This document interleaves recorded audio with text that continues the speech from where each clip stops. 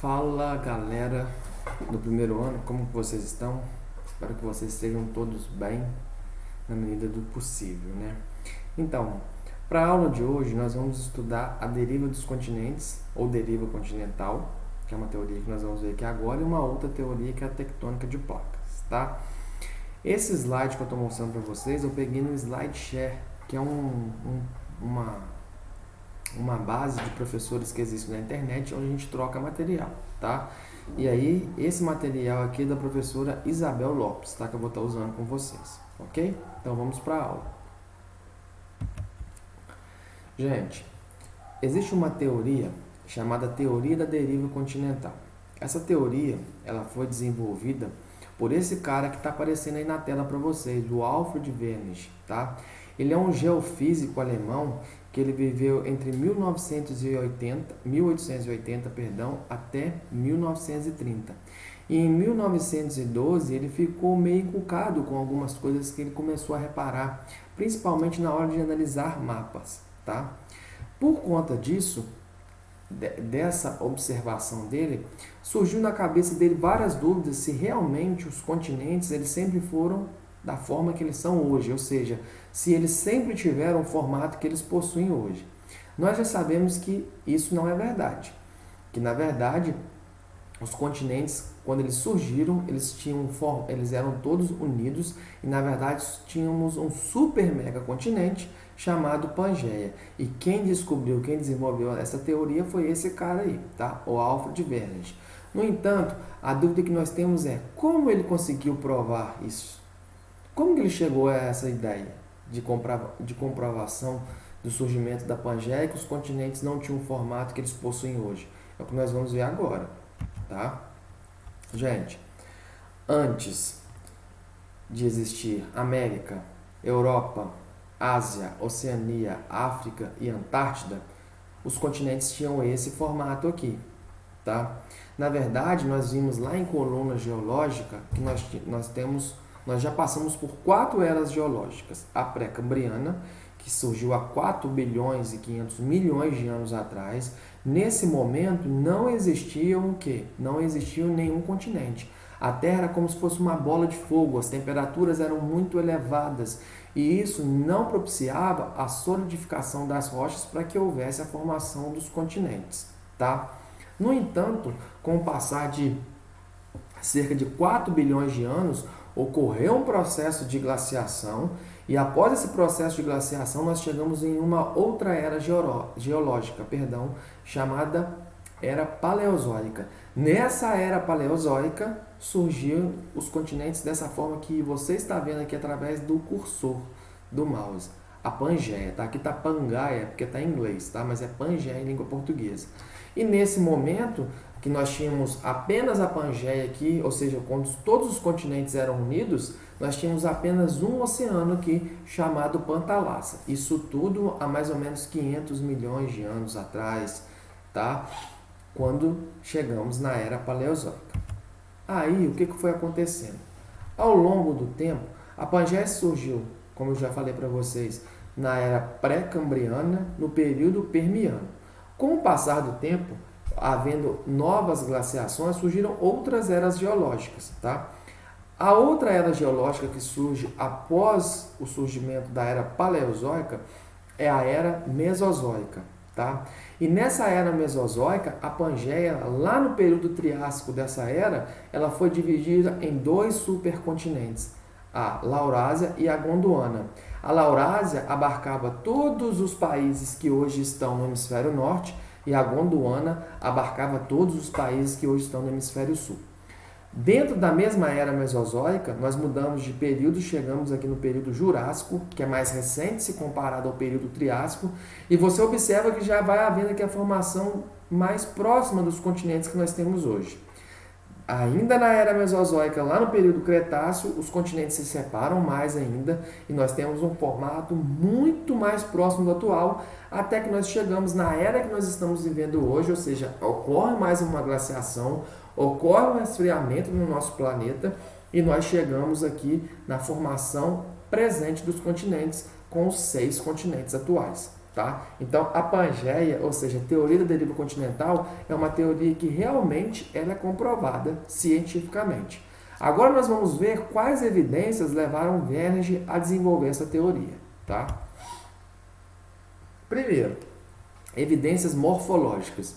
Em geografia, gente, quando a gente está falando de morfologia, a gente está falando de forma. Então, a primeira evidência morfológica que o Wernicke viu, quando ele estava analisando, por exemplo, um mapa mundi, era que a borda leste do continente americano encaixava-se perfeitamente à borda oeste do continente africano. Tá? Obviamente que isso poderia ser apenas uma coincidência, mas foi essa observação que levou o Wernicke a pensar, poxa, eu estou achando que esses continentes aqui, eles nem sempre tiveram o formato atual e eles já foram unidos, tá?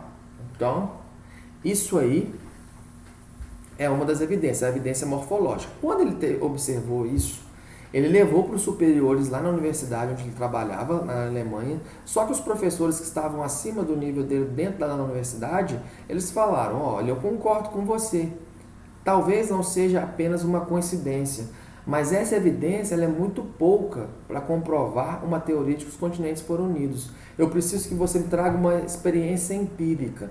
Empírica é uma experiência que pode ser comprovada cientificamente através da experiência, tá? E aí surgiram as outras evidências, os outros argumentos, como nós vamos ver aqui.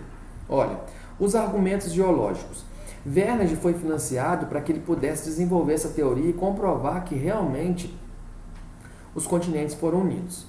E ao viajar pelo planeta, ou seja, indo até a África e a América do Sul, que foram através dessas imagens morfológicas que ele chegou ao início dessa teoria, ele reparou o seguinte, olha, a estrutura geológica do leste da América é a mesma estrutura geológica do oeste aqui do continente africano, corroborando mais uma vez, ou seja, contribuindo para a ideia dele. É como se realmente fosse tudo unido e aí a gente partiu aqui no meio e ficou um pouco para cá e um pouco para cá da mesma estrutura geológica. Também é uma evidência que já foi contribuindo para concordarmos com a teoria que ele estava desenvolvendo. Outro elemento, e esse foi o argumento mais central que deu realmente respaldo à teoria dele, foram os argumentos paleontológicos, ou seja, através de fósseis.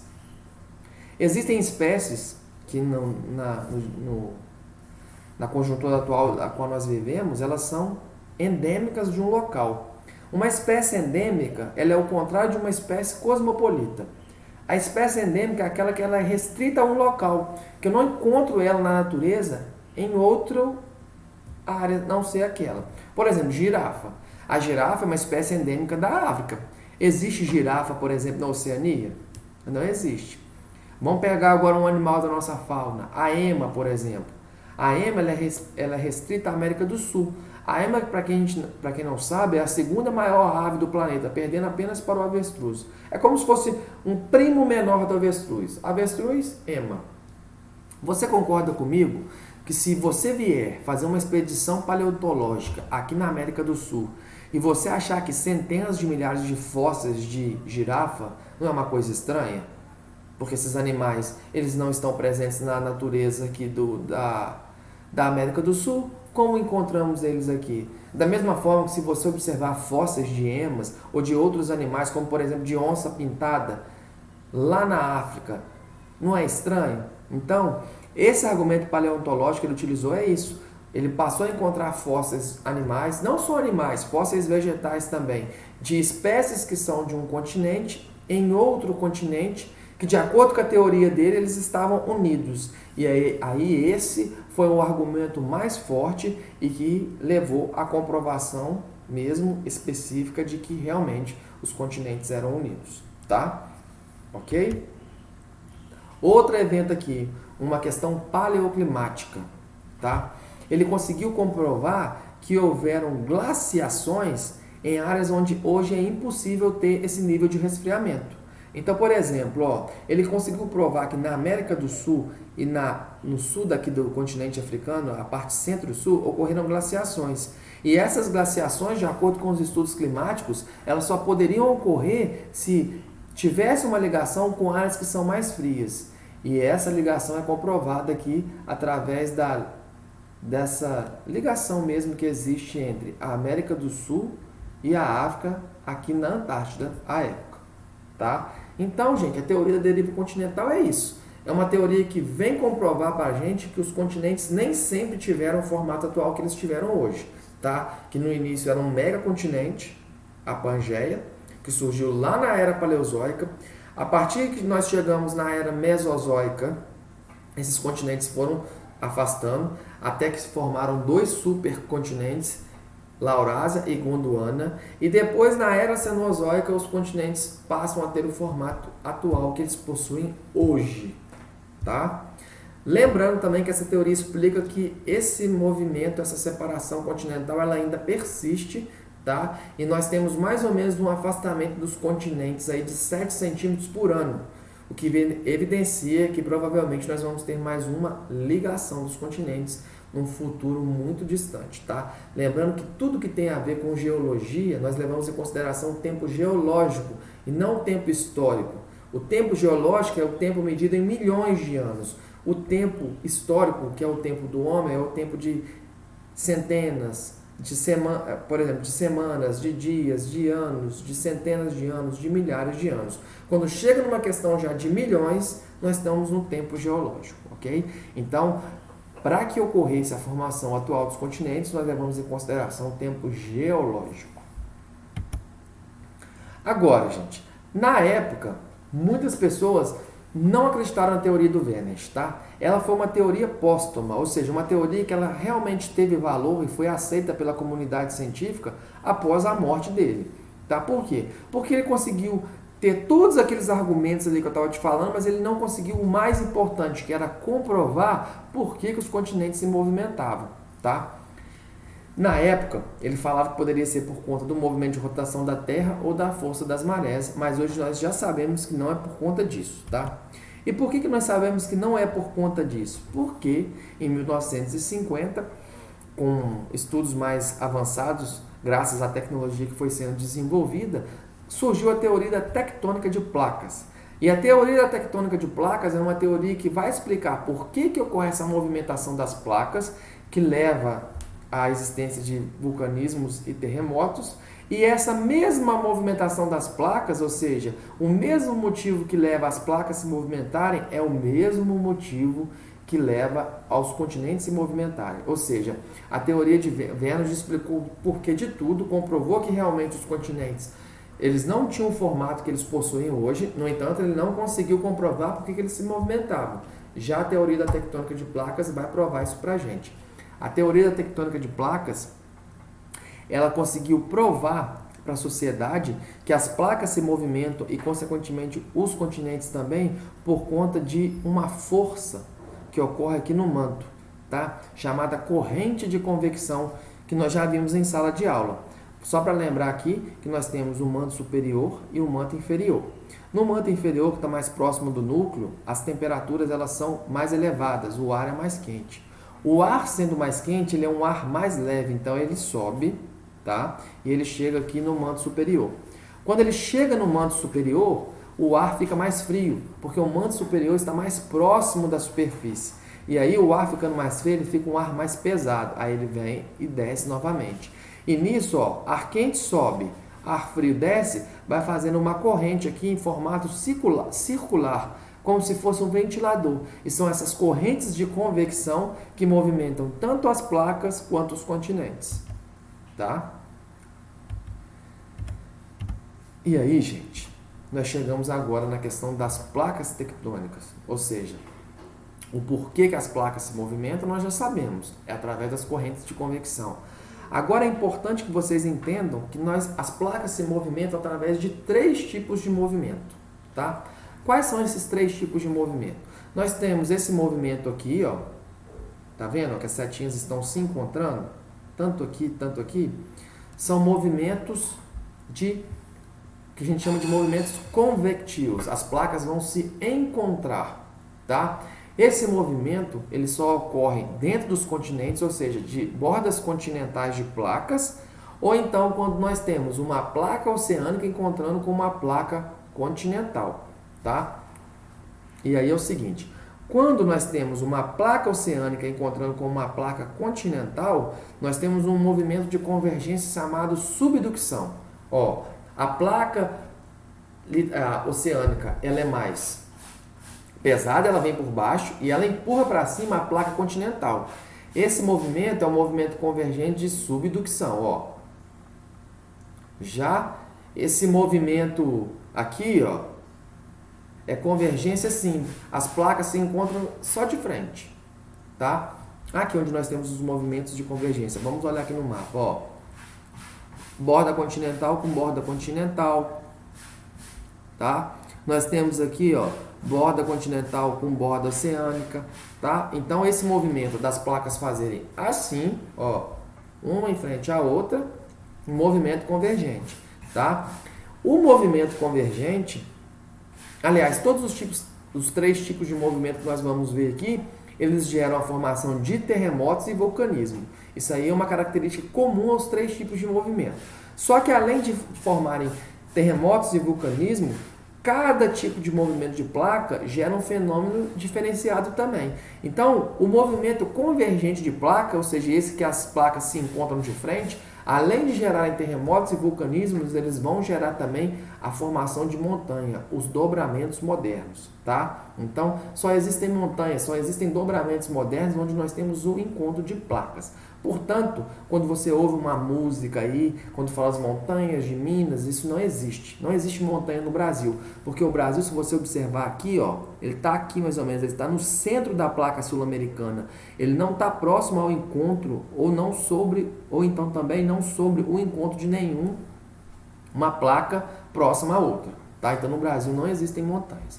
Esse outro movimento aqui é um movimento divergente. Ele só ocorre entre placas oceânicas. Observem aqui, ó, que as setinhas se afastando, elas estão sempre sobre os oceanos, tá? Uma característica do movimento divergente, além de gerar terremotos e vulcanismo, é a expansão do assoalho oceânico. Olha aqui, ó, as placas elas se afastam e aí o magma sobe. No que o magma sobe, solidifica uma parte aqui do oceano e ele aumenta a extensão no sentido horizontal, tá? Além disso, existe uma grande montanha submersa aqui, ó, chama Dorsal Mesoatlântica, tá? Ela é a única montanha do planeta que não se formou pelo movimento de conversão de placas, tá? Essa montanha ela se formou pelo movimento de divergência de placas, porque essa divergência foi tão grande nessa região aqui, ó, do Mesoatlântico, que saiu muito magma do interior da Terra. E ao sair muito magma do interior da Terra, você sabe que o magma sai bem quente, com uma temperatura elevada. Na hora que ele sobe e a temperatura do magma se choca com a temperatura do oceano, ele se solidifica. Então, o magma foi se sobrepondo até formar uma montanha, uma cordilheira gigante, tá? Preste atenção que isso cai muito, isso pode cair no pismo. É a única montanha que não se formou pelo movimento convergente de placas, e sim pelo movimento divergente, e ela está submersa, o oceano tampa ela, ok? Tá? E aqui nós temos um movimento transformante, que a gente chama também de movimento transcorrente, que é um movimento conservativo. A gente fala que os movimentos divergente e convergente são destrutivos. Já o movimento transformante é um movimento conservativo. O movimento transformante, quando você pode ver aí, nós temos setas em sentidos opostos. Você tem uma setinha para cima e uma setinha para baixo, tá? E aí as placas roçam uma na outra. Esse tipo de movimento só ocorre na costa oeste dos Estados Unidos, tá? E além de gerar terremotos e vulcanismos, ele gera um processo chamado falhamento, que é como se fosse um buraco gigante que surge no nosso planeta, tá? Depois eu quero que vocês pesquisem a falha de San Andreas, para você ver, ela ocorre aqui. Inclusive aquele filme recente, se eu não me engano, de 2017, com o The Rock, chamado Terremoto, chama até Terremoto a falha de San Andreas, ela mostra justamente esse movimento que ocorreu lá, tá? Tranquilo? Então, gente, ó, lembrar sempre que nós temos a movimentação das placas, que existe um movimento convergente, divergente e transformante. que todos esses três movimentos eles geram terremotos e vulcanismo. E que além de gerar terremotos e vulcanismo, cada tipo de movimento também tem como consequência um fenômeno diferenciado. Os movimentos convergentes, os dobramentos modernos e as formações de montanhas, tá? Os movimentos divergentes, nós temos aqui a expansão do fundo dos oceanos e a montanha que conseguiu ser formada, a única montanha a ser formada por esse tipo de movimento, que é a dorsal mesoatlântica, tá? Só essa, tá? E o movimento transformante aqui, os falhamentos. Uma coisa muito interessante também, eu quero que vocês observem, que aqui tem uma setinha vermelha, uma setinha não, uma estradinha vermelha, tá vendo? Ó, pegando aqui. Essa é a região que apresenta a maior quantidade de sismo no mundo. O que é sismo? A maior quantidade de vulcões e terremotos. Essa região aqui chama Círculo de Fogo do Pacífico, tá? Então as regiões mais instáveis geologicamente no nosso planeta e mais susceptíveis a terremotos e vulcanismo são a costa oeste do continente americano e a costa leste da Ásia e da Oceania. E essa região chama-se Círculo de Fogo do Pacífico, tá? Lembrando também que nós temos uma instabilidade tectônica muito grande também aqui no sul da Europa, onde a gente tem o encontro da placa euroasiática, o encontro convergente com a placa africana. Ok? O Brasil tem terremotos? Nós não possuímos terremotos de grande intensidade. Você não pode afirmar que no Brasil não possuímos terremotos. Nós possuímos terremotos de pequena intensidade. Os terremotos que ocorrem no Brasil normalmente são terremotos fortes que ocorreram em outros países, como por exemplo o Chile, e que aí na hora que a onda vem se propagando pelo interior do nosso planeta, ela chega até aqui. Ou então pela acomodação de falhas geológicas, ok?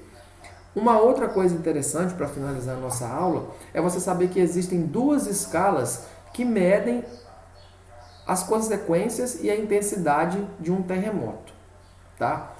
Quais são essas escalas? Nós temos uma escala que é aquela mais famosa, chamada de escala Richter, né? A escala Richter é a escala que mede para a gente a intensidade do terremoto.